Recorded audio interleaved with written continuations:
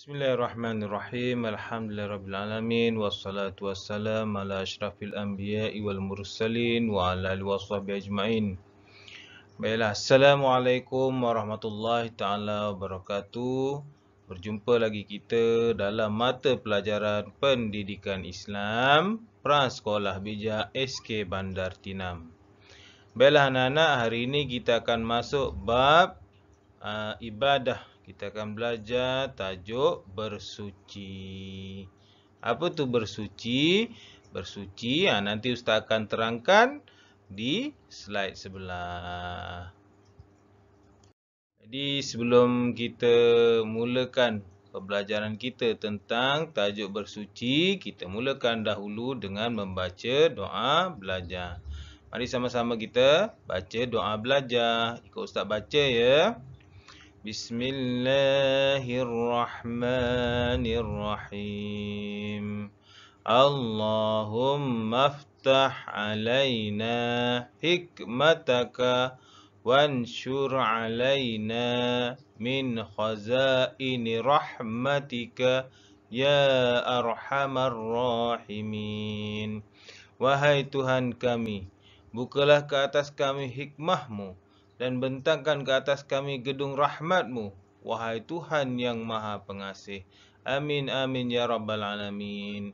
Mudah-mudahan dengan kita membaca doa belajar ini, Allah Ta'ala akan bukakan pintu hati kita, lapangkan pemikiran kita, untuk kita mudah menerima ilmu dan kita dapat ingat apa yang kita belajar dengan baik. Baiklah anak-anak, okey. Tadi kita dah baca doa, sekarang kita masuk pada pembelajaran kita. Kita nak belajar tentang apa dia? Bersuci. Apa maksud bersuci?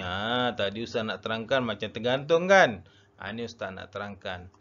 Bersuci ialah membersihkan diri daripada kotoran. Bersuci ialah membersihkan diri daripada kotoran. Dan bersuci itu kita boleh bagi kepada dua. Untuk anak-anak belajar, ni kita belajar ada kita bagi pada dua. Yang pertama, bersuci mengenai kebersihan diri. Itu yang pertama. Kebersihan diri itu apa? Tentang diri kita. Macam mana kita menjaga kebersihan diri kita dengan mandi, dengan gosok gigi, dengan sikat rambut, bersihkan telinga dan sebagainya. Itu adalah kebersihan diri. Yang keduanya ialah suci daripada najis. Suci daripada najis ni maksudnya daripada najis kita buang air besar dan juga air kecil. Macam mana kita nak membersihkan najis kita ataupun kita nak membersihkan diri kita ketika kita selepas buang air besar dan air kecil. Baiklah anak-anak, kita masuk pada bahagian yang pertama dahulu tentang kebersihan diri. Ustaz tadi terangkan apa-apa sahaja berkenaan dengan kebersihan diri kita masukkan dalam kategori ini. Apa dia yang pertama? Kalau kita bangun tidur, kalau kita lepas main badan berpeluh-peluh, maka kita kena mandi. Kenapa kita kena mandi? Untuk bersihkan diri. Contoh, kalau kita lepas main, kita mandi, bersihkan daki-daki yang ada. Pagi-pagi kita mandi supaya kita lebih segar. Buang segala kekotoran, kuman-kuman yang ada dekat badan kita. Jadi kita kena mandi. Kalau rasa badan tu kotor ataupun rasa macam berpeluh banyak dan sebagainya, maka mandilah untuk bersihkan diri. Okey, yang keduanya, macam mana kita nak jaga kebersihan diri? Kita tengok apa gambar ni. Gambar orang sedang memotong kuku. Kena jaga kebersihan kuku kita. Tengok kuku dah panjang-panjang. Jadi kalau kita tak bersihkan kuku, boleh bawa penyakit. Kerana apa? Kita makan guna tangan. Kalau kuku panjang, nanti kuman-kuman bakteria akan masuk dekat kuku. Jadi bila kita makan, kalau basuh tangan tak bersih, dia akan ikut masuk dalam mulut. Bila masuk dalam mulut, tu yang datang penyakit, sakit perut, keracunan makanan, cerit-berit dan sebagainya. Jadi kena jaga kepentingan memotong kuku. Okey, untuk seterusnya. Kita tengok seterusnya apa dia. Gambar apa ni? Gambar membersihkan telinga. Jadi kena bersihkan juga telinga ni. Sebab apa? Dalam kita punya telinga ni ada kotoran dia. Kalau kita tak bersihkan, nanti makin banyak akhirnya mengganggu pendengaran kita. Jadi kena bersihkan. Selalu bersihkan telinga.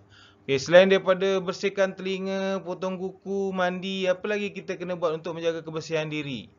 Kalau mandi kena pakai sabun, pakai shampoo. Kalau rambut panjang, nak kena buat apa? Untuk menjaga kebersihan diri, kena potong, rajin potong. Bagi yang lelaki lah, lelaki potong pendek. Jangan rambut biarkan panjang-panjang sangat. Kalau perempuan tak apa panjang. Tapi pun kena jaga. Kena shampoo dan sebagainya. Jangan biarkan biar gitu je. Kan nanti ada kutu. Ni dari sudut kebersihan diri. Maka kita kena jaga kebersihan diri kita. Kena sentiasa membersihkan diri kita. Okey? Boleh faham ya anak-anak? Untuk yang bahagian pertama ni. Seterusnya anak-anak, kita masuk ke bahagian yang kedua. Bahagian yang kedua iaitu suci daripada najis, hadas besar dan hadas kecil. Okey, Ustaz nak tanya anak-anak semua. Kalau kita buang air kecil, buang air besar, kita bersihkan guna apa? Kalau bahasa Melayu dia kita cebok guna apa? Apa dia? Pandai, betul sekali. Kita guna air. Biasanya kita akan guna air untuk membersihkan diri selepas membuang air kecil dan juga air besar. Air kita boleh guna apa sahaja jenis air yang boleh membersihkan. Yang suci lagi menyucikan. Maksudnya air yang bersih dan dia juga dapat membersihkan sesuatu. Contoh air apa? Yang biasa kita nampak dekat rumah, air apa? Air paip. Yang kedua, air perigi. Kat kampung tak ada air paip, tapi ada perigi. Ni dululah. Kalau sekarang kebanyakan kampung semua dah ada air paip. Kalau ada air perigi, boleh guna air perigi. Ianya juga suci dan menyucikan. Kemudian air apa lagi? Air sungai. Air sungai boleh juga kita gunakan untuk membersihkan najis. Kerana air sungai itu bersih. Kemudian, walaupun ada kata, Ustaz, saya tengok air sungai itu warna apa? Warna keruh-keruh macam itu, tak apa. Dia tetap membersihkan dan suci. Warna keruh tu mungkin selepas hujan, air-air lumpur bercampur, tu jadi warna keruh. Selain daripada air sungai, apa? Air laut juga boleh digunakan untuk bersuci. Selain daripada air laut, air apa yang turun daripada langit? Pandai. Air hujan juga boleh dibuat bersuci. Kemudian air apa lagi? Air mata air. Air mata air juga boleh buat guna bersuci. Kalau kita ada kat tempat sejuk, negara yang sejuk, ada ais. Ais kalau kita cairkan juga boleh digunakan sebagai untuk bersuci. Itu adalah air-air yang kita boleh guna untuk bersuci. Air kopi boleh tak guna untuk bersuci? Boleh tak? Sebab air kopi tu suci, dia bersih. Daripada bersih. Tapi dia boleh tak membersihkan? Kalau kita contohlah kita tuang air kopi dekat lantai, apa jadi? Bersih ke tak bersih? Tak bersih. Jadi kita tak boleh guna air kopi. Kerana apa? Dia memang bersih tapi dia tak ada sifat untuk membersihkan. Kalau air-air lain dia boleh membersihkan. Sebab kita tuang je air perigi. Contoh dekat lantai. Ada tak semut ke apa datang? Tak. Jadi air itu boleh membersihkan. Kalau air apa? Air laut kita siram dekat lantai, ada tak semut ataupun lalat hurung? Tak, maknanya dia membersihkan. Tapi kalau air kopi, air sirap, air minuman tu kalau kita letak campak kat lantai, bersih tak? Tak, maka akan ada semut dan sebagainya yang menghurung dia dan melekit. Itu maknanya dia tidak boleh digunakan untuk bersuci. Dia bersih, air tu boleh diminum tapi dia tidak menyucikan. Boleh faham jadi biasanya kita akan guna air untuk menyucikan diri daripada najis, air kecil dan juga air besar. Senang kat bilik air kita pun ada air paip. Tapi anak-anak tahu tak? Bagaimana kita nak bersuci, nak bersihkan najis, hadas kecil, kita punya buang air kecil, buang air besar ni kalau air tak ada. Tiba-tiba air tak ada dekat tinam ni. Kita nak guna apa? Ni kita nak belajar. Apa dia alatan yang kita boleh gunakan juga untuk bersuci selain daripada air. Kita tengok apa dia yang pertama. Gambar apa ni? Gambar tisu. Bagus. Jadi, sekiranya air, kita ada masalah gangguan bekalan air. Tak ada air langsung, dah habis kat tangki tak ada air. Jadi, macam mana cara kita nak membersihkan najis kita ketika kita lepas buang air besar? Boleh gunakan tisu. Ambillah tisu, bersihkan beberapa kali sehingga kita yakin memang dah tak ada kotoran najis tadi tu dekat kita punya punggung, maka dikira bersih. Ini ketika air tak ada. Kalau ada air, maka kita lebih baik guna air. Jadi kalau air tak ada, kita boleh guna tisu sebagai ganti air. Bersihkan dia. Bersihkanlah dulu. Mungkin kita tak selesa lah ustaz. Tak apa, untuk sementara daripada kita nak kena tunggu kat tandas. Habis kalau dah sakit perut sangat, tak ada air, takkan kita nak tunggu. Buang saja air macam biasa. Buang saja air macam biasa. Lepas itu kita guna tisu untuk lap. Sebab tidak ada air, maka boleh guna tisu. Kerana tisu sifatnya kasar. Dia kesat. Mana kalau kita sapu tu dia boleh membersihkan. Kalau dia licin tak boleh. Contoh apa licin? Plastik. Plastik kalau kita sapu nanti kan najisnya bersepah-sepah. Tak boleh. Jadi kita guna yang kesat, kasar dan juga bersihlah. Kita boleh guna tisu. Jadi kalau sekiranya ada masalah air, boleh guna tisu. Kalau air tak ada kalau ada air jangan guna tisu. Guna air. Kalaulah dekat rumah ada tisu. Tapi kalau dekat hutan ataupun dekat sungai atau kat luar, kalau ada kat luar, air tak ada juga, kita tak jumpa air. Kita nak guna apa? Kita tengok. Kita juga boleh guna daun-daun. Kerana apa? Daun ni bersifat kasar.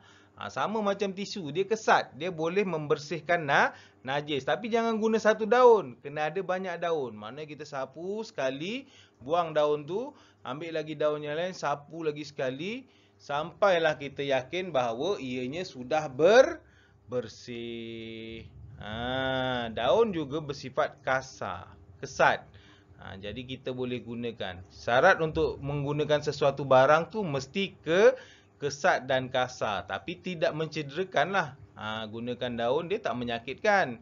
Tisu pun tak menyakitkan, dia lembut. Cuma dia bersifat kasar ni maksudnya kalau kita sapu najis, najis tu akan terikut. Maknanya dia akan bersih lah. Berbanding plastik. Plastik sifatnya licin. Dia tak kasar. Kalau kita sapu nanti bersepah-sepah lagi. Makin dia tak bersih, dia makin bersepah najis dekat kita punya punggung. Sebab tu kita gunakan benda-benda yang kasar dan kesat ini. Contohnya daun, tisu. Okey. Kalau ni kalau kita kat hutan lah cerita. Kita gunakan daun. Tapi kalau kita ada dekat sungai, bukan sungai lah, maksudnya kalau daun pun tak ada. Contohlah, kalau daun pun tak ada, kita nak guna apa?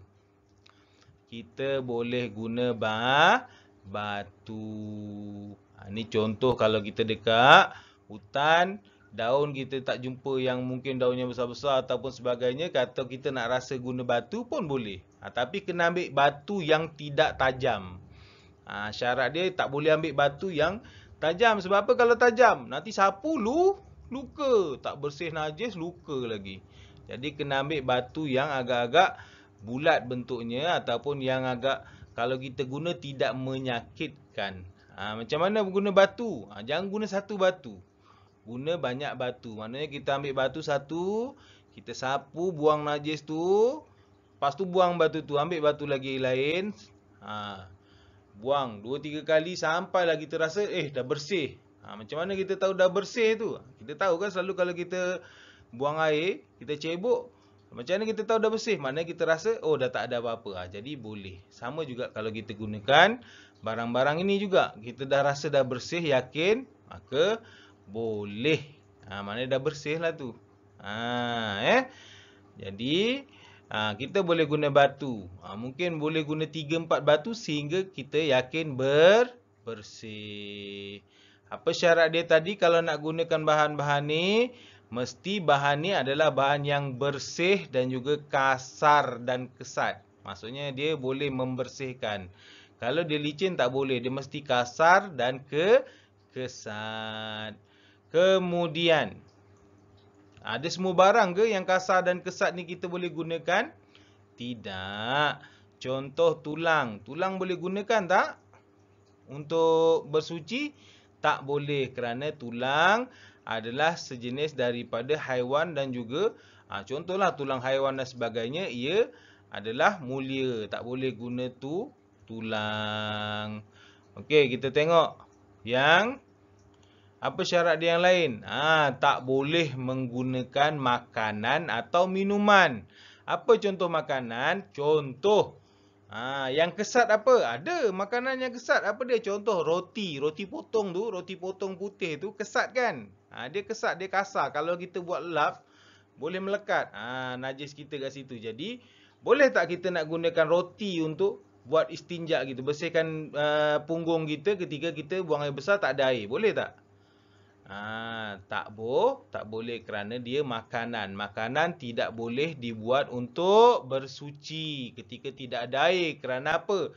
Kita menghormati makanan. Jadi makanan tak boleh dijadikan alat untuk membersihkan punggung.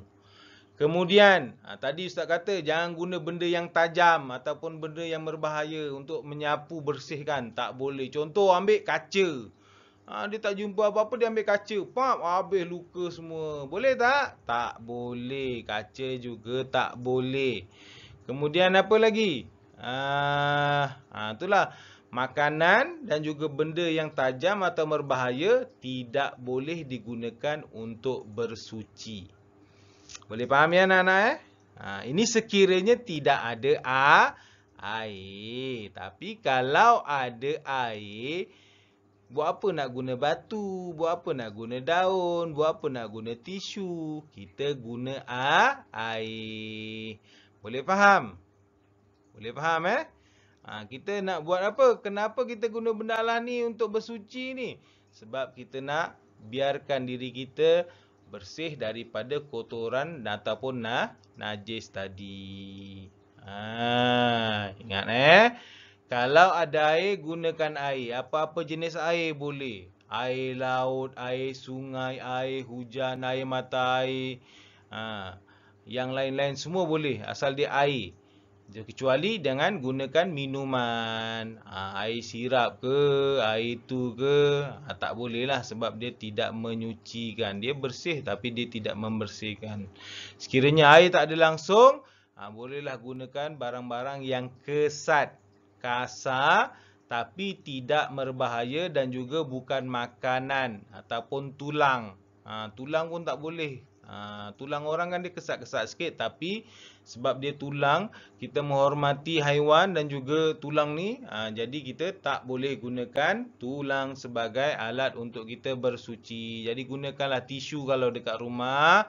Kalau kat luar rumah boleh gunakan daun-daun ataupun batu. Boleh faham setakat ni? Boleh faham Itu je nak kita fahamkan, senang dia. Kalau kita nak bersihkan najis kita lepas buang air kecil, buang air besar, sekiranya ada air, guna air.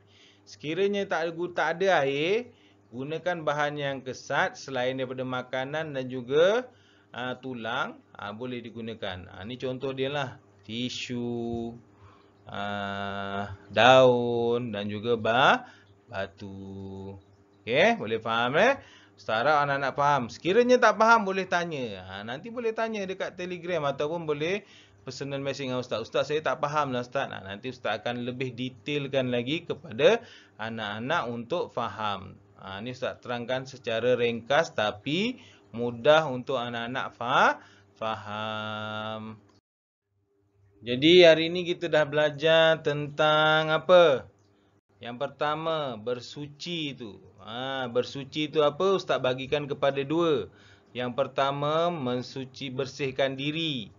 Yang kedua, sucikan diri daripada najis. Bersihkan diri Ustaz dah terangkan tadi. Mandi, pakai sabun, gosok gigi, bersihkan telinga, potong kuku, semualah. Maknanya dari sudut kebersihan diri kita. Yang keduanya Ustaz dah terangkan tadi tentang apa? Mensucikan diri daripada najis. Biasanya kalau kita nak buang air besar, buang air kecil ni, kita nak bersihkan guna apa? Air. Tapi sekiranya air tak ada, tu tadi Ustaz dah terangkan. Boleh guna bahan-bahan yang kasar dan kesat, tapi bukan makanan dan juga tulang. Contohnya apa? Tadi Ustaz dah bagi tahu tisu, daun dan batu.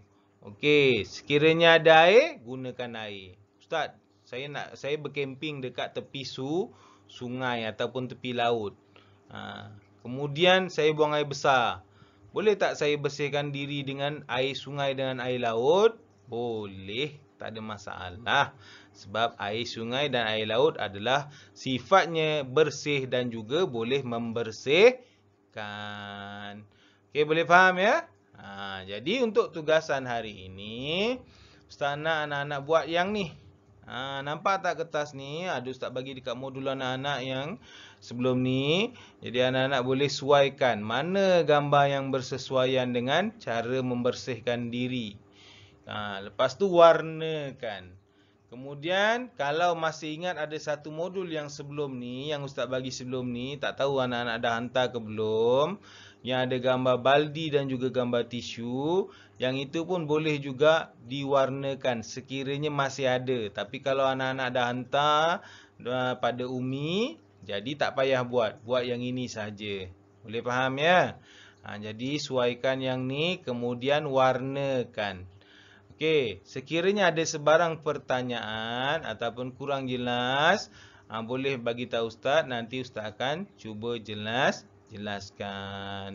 Itu saja untuk kita pada pagi ini. Semoga anak-anak boleh jelas dan faham tentang bersuci. Bersuci ni penting kita kena bersihkan diri kita, penting.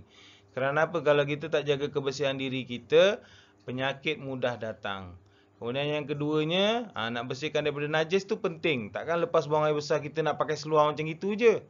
Kotor lah. Nanti bernajis seluar kita. Sebab ada najis yang melekat. Jadi lepas buang air besar, buang air kecil, kalau tak ada air, tadi Ustaz dah terangkan apa yang perlu kita buat untuk membersihkan punggung kita daripada najis air besar ataupun air kecil yang kita buang tadi. Okey, boleh faham ya? Okey, terima kasih semua. Kita jumpa lagi pada minggu depan. Wabillahi taufiq wal hidayah. Assalamualaikum warahmatullahi taala wabarakatuh.